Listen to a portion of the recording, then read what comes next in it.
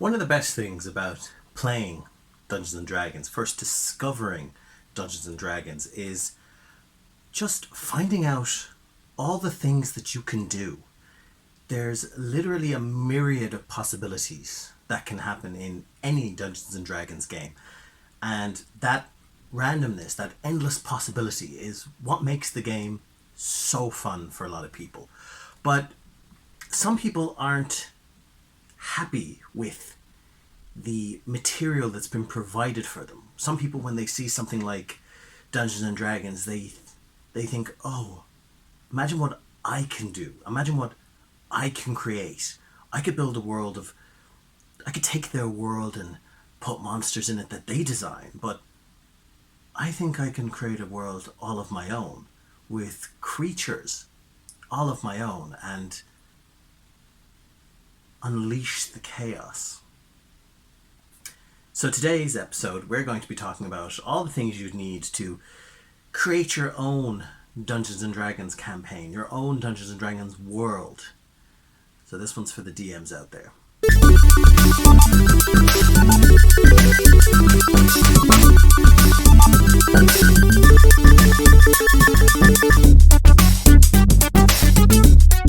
Hi guys, welcome back. It's Lionel from Ask a DM, and today we're going to be talking about how to actually make your own Dungeons and Dragons world. Now, there's a lot of material out there that can help you. This is just my take. It's what I've come to find as a very good guide over my last 8 years or so playing Dungeons and Dragons, and for the majority of that time I have been a dungeon master in a world that I created. I've actually only just been a player in a recent campaign, only about couple of months now, and it is quite fun, but I've been a dungeon master for the majority of my time. I created my own world. I'll pop a little picture up here so you can see. Pretty good. And during that time I've come across a lot of rules that you can use, not rules but guidelines, that you can use to help you along with the actual creation of your worlds.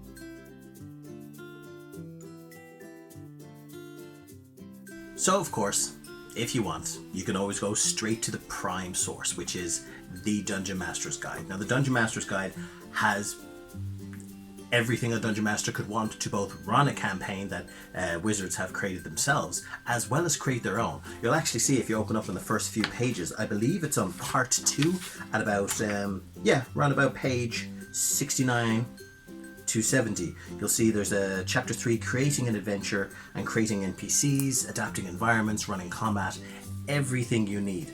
Now it is a big read, and some people don't have the PDF, some people don't have the actual book, and if you're happy enough to just sit down and read through this, it will provide you with a good guide. But if you don't have the hours required to kind of skim through this, and then the rest of the hours required to actually put those notes together, I'm going to create a more concise video for you that you can actually use to create your actual world.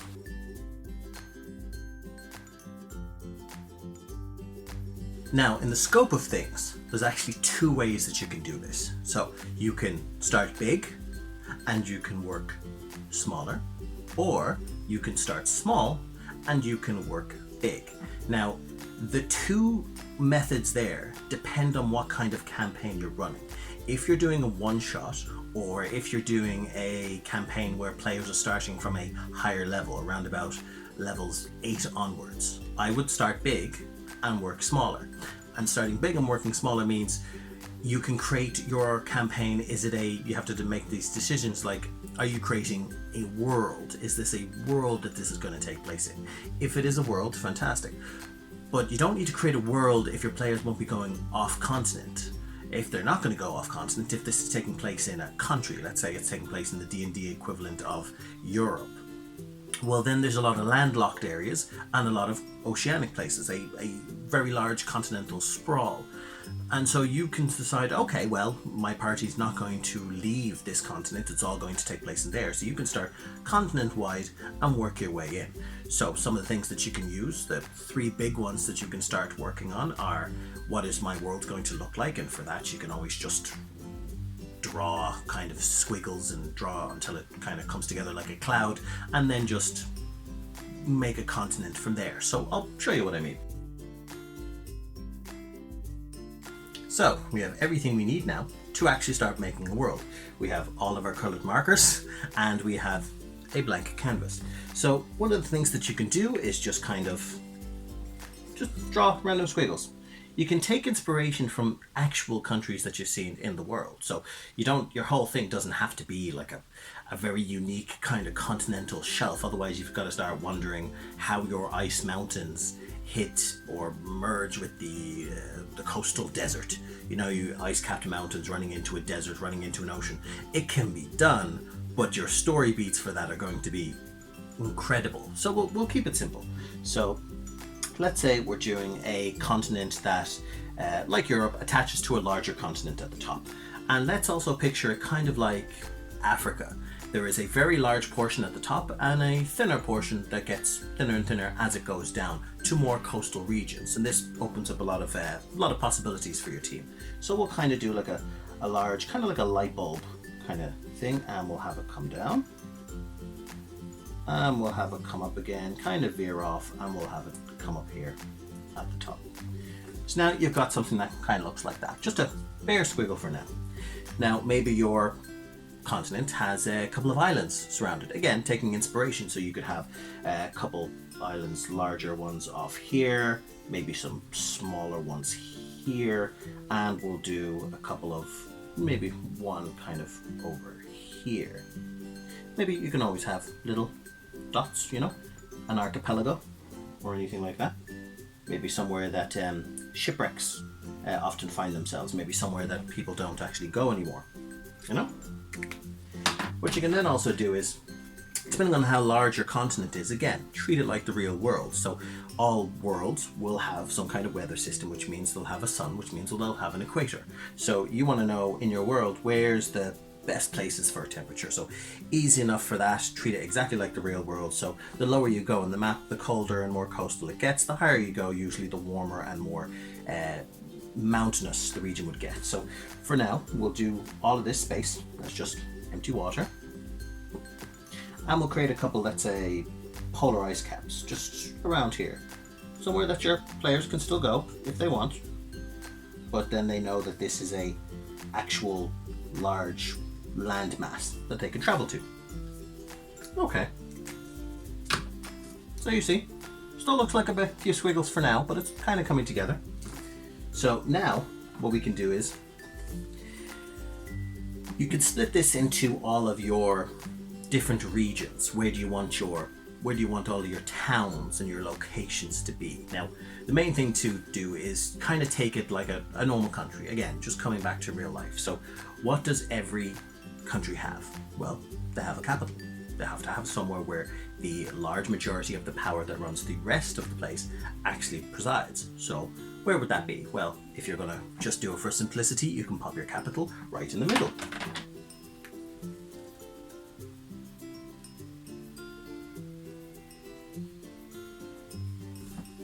So you have your capital city here, and that actually makes a lot of sense because from the center of your actual country, you would be able to control a lot of things. So trade commerce that would come through the country into the other towns as well as coastal regions could all funnel through here, and then from there get distributed to the rest of your actual continent. You see?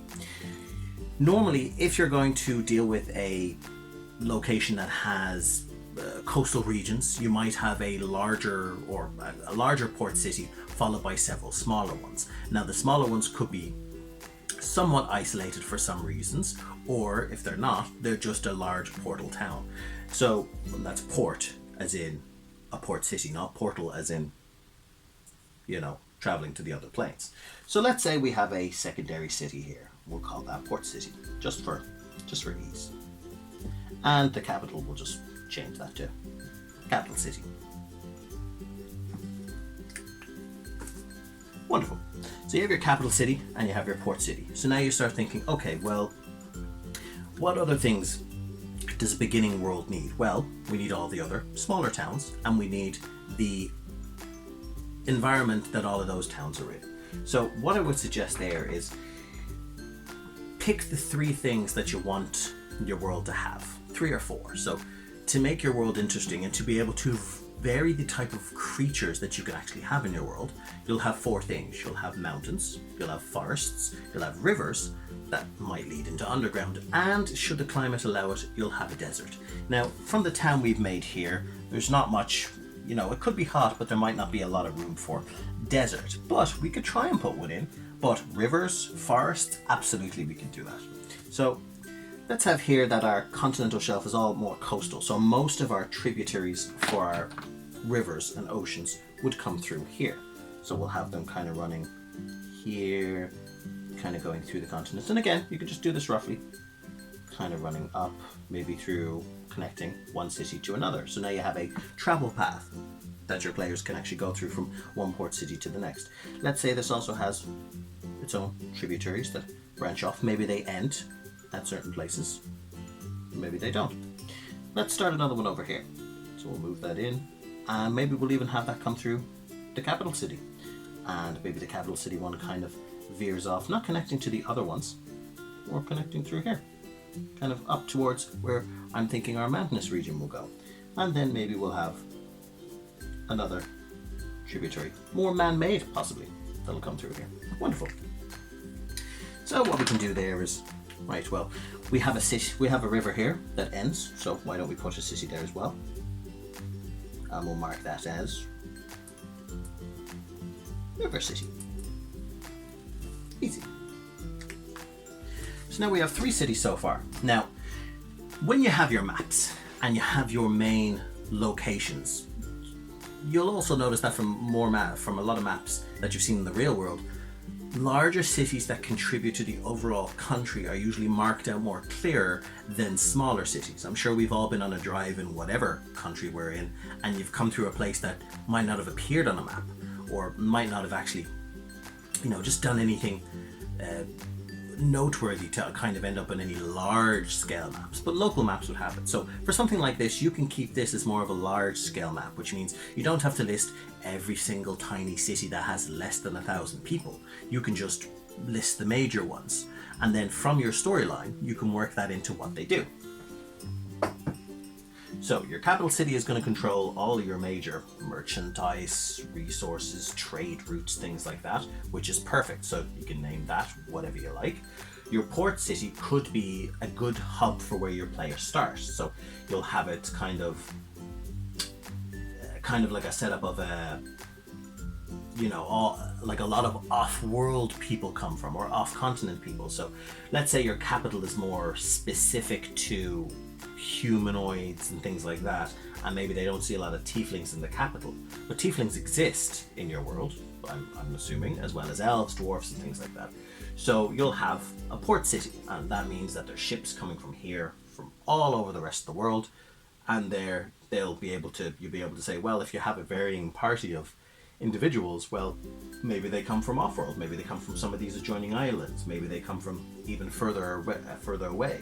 So while your party member might like to choose a lizard folk as their player character, it's completely fine, even if your world doesn't kind of build for a lot of lizard folk, because you can just say they come from a place that's not here. This is not their main continent. They're here traveling. And they might get 1 or 2 odd looks. You can work that into your NPCs, but for the most part, they'll probably be fine. So, now that we have that, we do our mountainous regions. And mountainous regions we always keep kind of somewhere up north, round about this area. And for that, very simple, you can just kind of put some V's up here, just some light V's. So just something very rough like that. If you're better at drawing it, absolutely do it yourself. But kind of just a mountainous region here. Now, not to play to stereotypes, but what exists in a mountainous region? Well, dwarves. So what you can do, I'll rub that out because that's shite. So what lives in mountains? Dwarves. So you can build like a little kind of door here or something and just call that like Dwarven City or Dwarven Capital or Dwarven Gate, something like that. So we'll put that here. And we'll just go Dwarven City. Perfect. So you have your Dwarven City up in the mountains. Now, if you want to play to similar stereotypes as well, or just similar aspects of standard nature and stuff like that. Well, elves live mostly in forests, so they'd stay more inland while still having some kind of connection to be able to get all the resources that they naturally get, so rivers and things like that as well. So let's say you decide, okay, I'm going to build my elven kind of forest down here. So just kind of put your foresty area here. Maybe you take a black and you just kind of do these little lines here to create your trees. If I had a brown marker, this would be perfect. There we go. And let's say that one of the rivers runs from the Elven City all the way through its own coastline as well. Perfect. So in that short span of time, we have created an entire continent, a mountainous region where the dwarves reside, a port city, a capital city, a forest in the center where the elves reside, river cities, as well as an Antarctic location that your players can go to. All of these archipelagos, all of these other islands and stuff that you can have your story beats on. Maybe some of these islands are home to mercenaries, maybe they're homes to wild animals that are completely untamed. Maybe it's a big game farm, big game reserve that players can pay to go in and try to hunt magical creatures and things like that, like flail snails. Try and hunt flail snails for their shells and things like that. You know, put your story beats everywhere. And from here, you can kind of fill in all the gaps yourself. Maybe this is a location of large trade routes that come through from Port City to other cities as well. Maybe there's more important coastal cities here that link to the archipelago. Maybe your military, if you want to have a military city that doesn't exist in the capital, maybe where they train is somewhere along here because they go out into the boats to fight pirates and things like that. So you can fill in all these gaps here yourself. And you can do your religions there as well if you have paladins in. Now there's large amounts of religion you can use. The Dungeon Master's Guide even gives you some examples of religions from the world of Greyhawk, religions from, you could use the Critical Roles religions, which are reskinned but still unique as well. You can even use Norse or Egyptian or Greek religions as well, with them all listed as well there. Completely fine. You don't even have to make this, if you want to make this look like Greece, you can do that, but you don't have to use a Greek pantheon, and as such you can make your continent look as large as it does here and not have to worry about, oh well, we're doing Romans, but where's the antithesis to Athens here, or where's the similarities to actual, Southern Europe. You don't have to do that. It can be completely unique, whatever you decide. So that's how you start big and you work smaller. So the next thing that you can do, if you don't want to start large and work smaller, is you can start small and you can work bigger. And this is the one I actually more recommend. This is the one that you would use for parties that are starting out from level 2 onwards and growing larger and larger as the campaign goes on. You do not have to have your whole world built during that time. You only need to really plan for the next phase of levels, and that's actually really easy. Plus, if you're a dungeon master who constantly has creative bursts, as this world building carries on, you're actually going to see that there will be certain times where you'll just have an idea of something that can go into the larger world, and just whip out your phone or take out your notepad and just jot that down. And then the next time you're building story beats for the next level or two or the next session of the campaign, you just remember to note that in. Now, starting them smaller and actually working larger gets a lot easier when you realize that the world and the player's levels, their health points, their hit points, their attacks, their damage rolls, the access to spells and magical abilities they have, that actually dictates what kind of story they can interact with. And what I mean is, if a party of 5 level 3s are starting off with you, the last thing they want to do is run in and fight an ancient red dragon. I mean, that's a cool way to go, and I know a few people who'd be happy to die that way with their characters, but for the most part, lower levels will dictate what kind of adventures your party can participate in. And as those levels get larger, then the situation changes as well. So what do I mean by that? When your players are starting from about level 1 to level 4, that's where they're just starting out as adventurers. They're either coming from their backstory as a grizzled pirate who's trying to err on the side of goodness and redeem themselves for all the sins they've gone through. They're a cleric who has decided to leave the church and go spread the word of their god. They're a paladin who has decided to spread the word of the god a little bit more viciously. Could be a warlock who is going to try and rid themselves of the curse of their magic inside them. They're a sorcerer who's looking to for somebody to help train and explain this uncontrollable wild magic that's been birthed inside them. So they're just starting out. These people are barely more skilled than the common shopkeeper. So those people are looking to make money, first of all, and make a name for themselves. Now, with your Dungeons and Dragons world, you have to remember, while you can compare it to normal worlds, it's anything but a normal world. There are dragons, there are ghosts, there are gods who actually interact with players. And this knowledge changes a lot.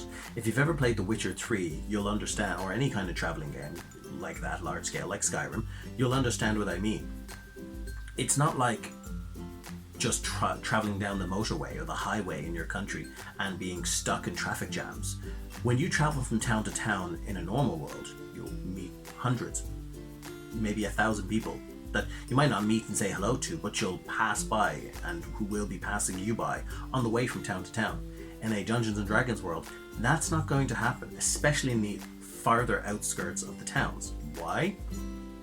Hags, goblins, boggarts, harpies, sirens, actual dragons, wyverns, ghosts, terrible things underground, terrible things above ground, terrible things like bandits who just brave all of that to rob people on the road. So most people that travel have to be either under protection, which is hired help that they have traveled with, either through normal guards that protect the capital as well, or mercenaries that hire themselves out like that to be protectors, which is a story beat that you can use, or just completely brave and or stupid.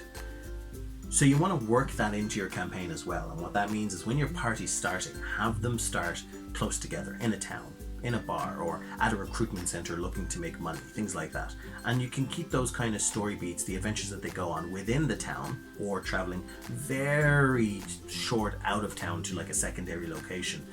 Keep that between levels 1 and 4. That's where you're just allowing the players to learn their characters, learn about each other at the table, kind of build their own personal beats. And it's that building of the personal beats that are important, because you don't want to overwhelm the story so early by introducing one of the players' backstories very, very soon, because that's going to pull attention away from anybody else when those people are just learning about each other. Plus, if one of your party members was less than angelic during their backstory and all of a sudden these beats come out, it's still so early in the campaign. It would be expected that some of your party members would say, well, we don't trust him, so why don't we kill him, or something like that. And there wouldn't be murder hobo-y. That would be very par for the course for their characters to do. We've just met this person and you said you were a high profile pilot or pirate, why are we sharing a cabin with this person? But once the levels get up and the kind of trust is built through constant battling and defending each other and healing each other, then that person can confess they were a pirate and they did do some bad things, but they're looking to redeem themselves, and the other players go, okay, you have proven that over time, so that's fine. So you want to start that keep that around level 1 to 4, building the characters' trust in each other. From about levels 5 to 8, that's when you start getting more of what they say, a reputation. The larger tasks start coming in. So that's the things that might take over a session to complete, or one full session to complete. It's not going down into the sewers or into a basement to slaughter giant rats.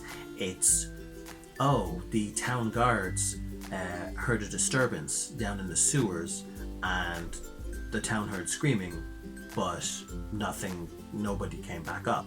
We sent another band of adventurers like yourselves down into the sewers to investigate, and they did not come back either. Or one of them came back, said something about the ceiling having stars, and then died from their wounds, which were weird puncture wounds. And so the town gives these beats to your party, and your party says, well, this is going to be scary, but it's also exciting, let's go down. So you can have the party stay underground in these cave dwellings, or maybe they go down into the sewers of the town, the aqueducts and things like that, and then find that there's a break in the town sewer. Let's say it hasn't been, because the town is so poor, there hasn't been enough money to keep the maintenance of the sewers up, and through that there has been wear and tear, and then finally one of the sides of the sewer walls fell through to a cavern, and from the cavern you can see into this larger underground kind of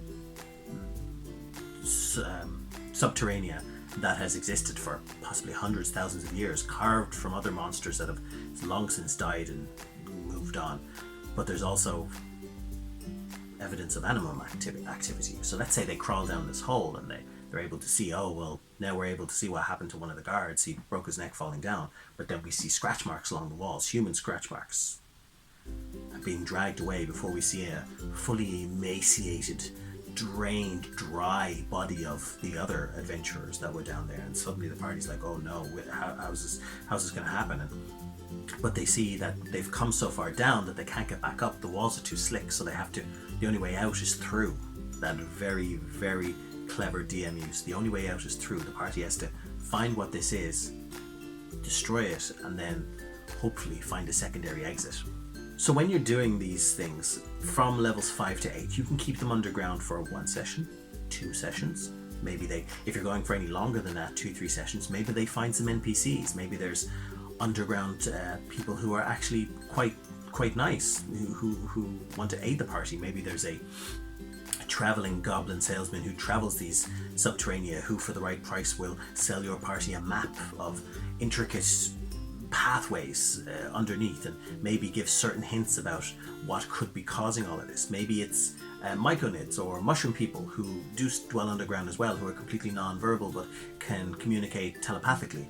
And when the party is very bruised and very bloody and near dying from fighting an Umber Hulk, the myconids choose to take the party in, heal them, maybe share with them the lore of this place, and you can use this as a large integration of what could be happening. And what you're starting to do is you're starting to build an antagonist that is going to exist for multiple levels. So let's say the antagonist you decide to use is a hobgoblin mystic that is using a goblinoid army to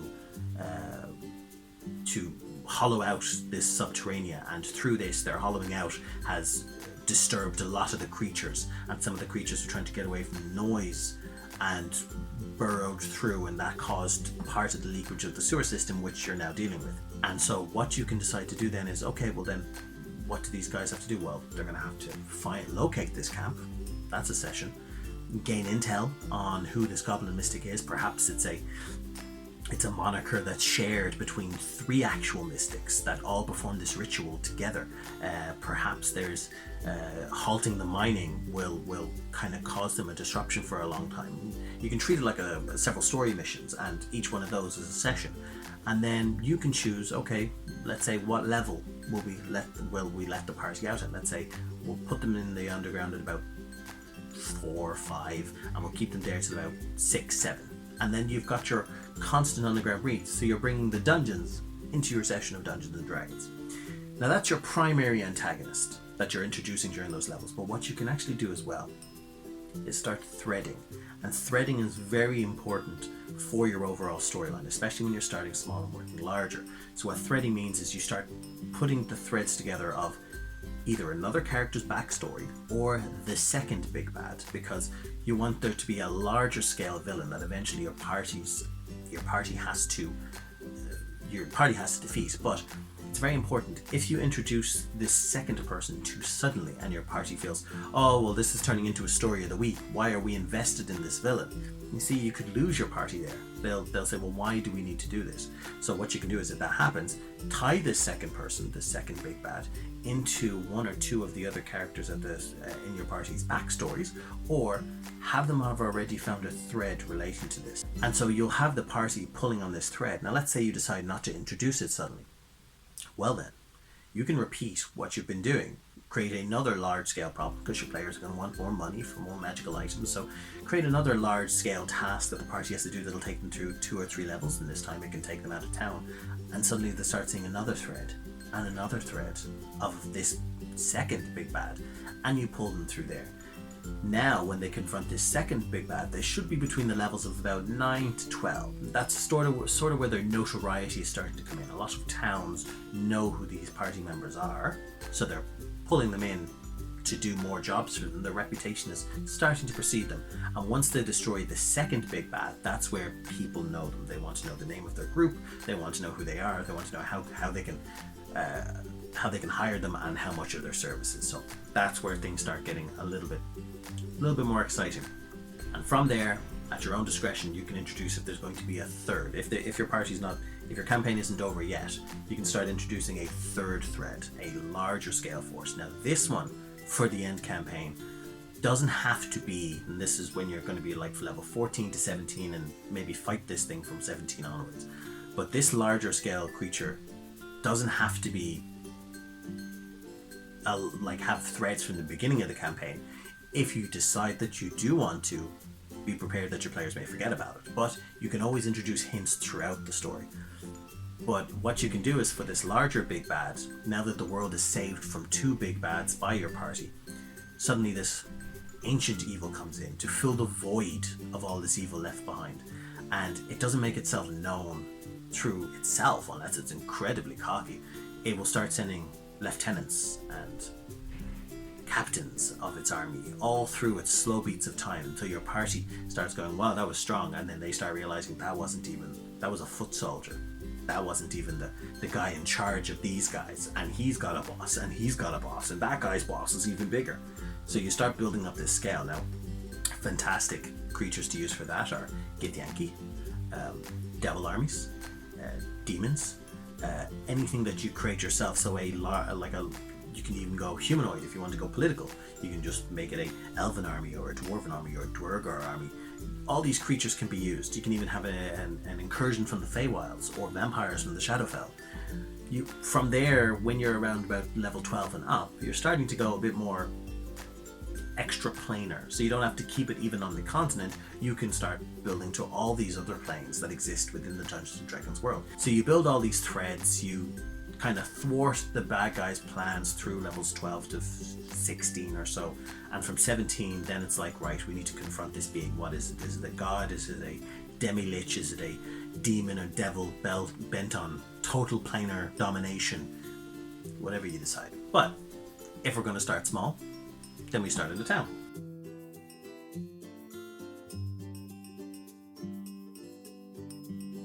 So what you want to do when you're starting out your actual town, think of, especially from levels 1 to 4, think of it as, depending on your location. I mean, we drew the map previously. You can start in the port city and you can start creating all the things there. But if you want to start at a smaller town, a more country town, a more foresty town, just those low-key towns, well, you think about the things that these towns need. What do they have in them? Well, first off, they have people. That might be a given, but if they have people, what do people need? They need food. They need security. And they need shelter. And they need jobs. So these are the 4 things that all people within all towns need, but these will help you design a smaller town, because jobs can equal all 3 of the above. So everybody in a town, especially a smaller town, should be contributing something. So if everybody needs a job, well, everybody needs food. So what are you doing for food? Are you farming? It's a smaller scale town. You might not get a lot of trade routes through. It might be so far out that it just doesn't get visited by standard merchants. Traveling merchants maybe, who are pushing their luck to see how much gold is available in the outskirts of these towns. Yes, but for the most part, there probably won't be. So if you need food, well then you say, okay, well, if we need food, there's 2 ways to get food. We either farm or we hunt. And if we farm, perfect, you've got a job. You need a farmer. If you hunt, perfect, you've got a job. You need a hunter. Security, well, that's easy. That's town guard. So there you go. You got another job now as well. You have your town guards. And you need shelter. So everybody needs a place to live. So there you have another job as well. You need an architect. Or just a basic handyman. There we go. Now, once you have all of those things, and these are all your jobs that these people can use, well, that's just your basic start of your town. So once you have those built, you pretty much just create locations for each one. So your food in your small town will have a market. So we'll build a town here. Why not? Let's do another one. So we're building our town. So we'll just do it weird looking like this. Okay, so we're building our town. So we'll start from the top. So if we're gonna go farm, because we need farms, so we're gonna have like a nice little just a square locations here that are all the farming fields, right? And they'll be full of food and stuff like that. Now,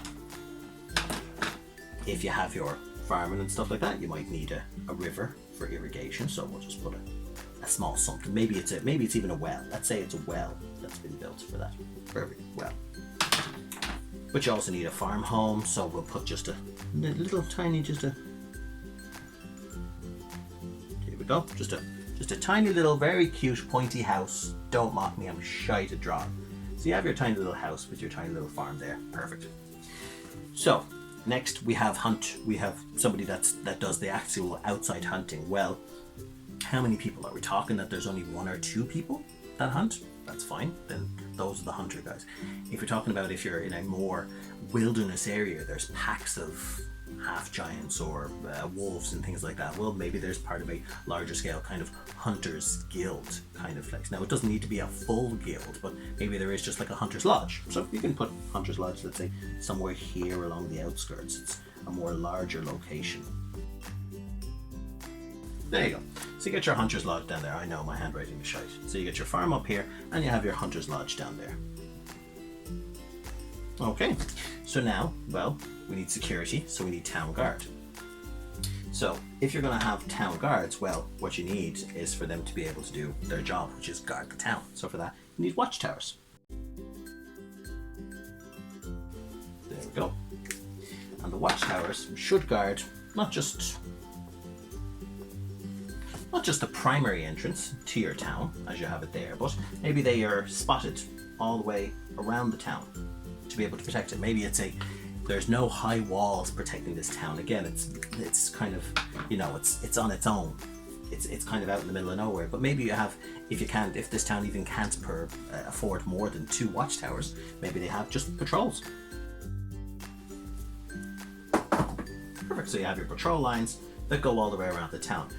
Now, everything that we introduce could be a story beat from level 1 to 4. So always think of everything as a story beat that could be introduced. So if your town is surrounded by mountains, except on one side, then you have your guard towers there, and you don't need to patrol. You can have internal patrol, but you don't need external patrol because the mountains and stuff like that guards. So that's fine. The guard towers are all you need. But then we can say, okay, well then one night the guard towers see a spirit, a something in the distance. They shine their lights and it disappears. But it seems to only make itself visible when in low or dim light. Wonderful storyline. Or let's say you don't have a town that's protected by mountainous areas. Maybe you just have a town that's bare on all sides and you do need to patrol. Well, maybe the patrol starts going missing. See? Very easy to introduce. And so, we have the towns. We have the shelter now. So, that's just building a lot of locations, like a mini suburb, where all these people can live. So, you have your residents that all stay kind of there. And what do you have? What do most of these smaller towns have? Well, they have a town center. So that's where most of the people can meet. That's where the markets are, everything like that. So we'll build just a kind of town center here. So you have your town center / market over there. And of course, because this is a small town, I mean, if they're going to vote on everything themselves, they can, and it could lead to some problems. But majority of these places would have some kind of town leader, elected official, maybe even just the standard village elder that would kind of lead this town as well. And they would say somewhere kind of overseeing the rest of the town, or at least easily accessible. Yeah, and then you got your mayor's house up at the top here. And that's pretty much it. All towns generally follow this same pattern. This is the baseline. So most smaller towns require food, security, shelter, and jobs. Jobs provide all of the top 3. So food, farms and hunting, security, town guards, shelter, so you need an architect, a handyman, somewhere where these people live, and then they need jobs. So they could do specific jobs even after that as well. They could sell bric-a-brac, they could clear vermin infestations in the underground, they could be specialists in sewers. Some of them could even double up. You could have a mayor who's also a hunter, which is a great storyline, because then if you help the hunters hunt whatever's hunting the town guards, you're in good with the mayor.